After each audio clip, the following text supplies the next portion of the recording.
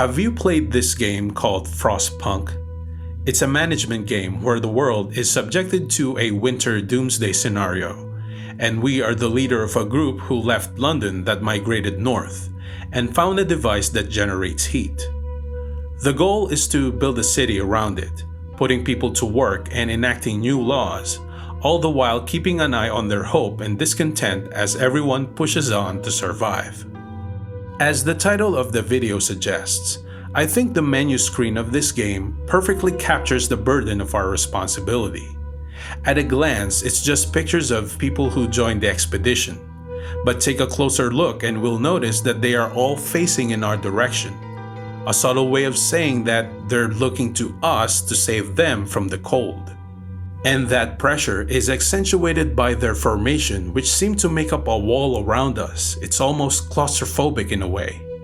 And to top that off, if we look at the submenus, we can see that they're not just your typical expendable NPCs. We know their names, age, and other details, which makes losing every single life in the encampment feel more terrible. You see, Frostpunk is not like any typical management game where the difficulty ramp is a gentle slope over time. Right from the start, we'll quickly realize that the common strategy of distributing an equal number of people for each required resource will not work. It's a really punishing game. This is why at the beginning and end of each gaming session, where we get to see this menu screen and briefly look at the survivors, I cannot help but think of reevaluating my decisions in game so far. Was placing young people in daycare shelters instead of putting them to work the right way?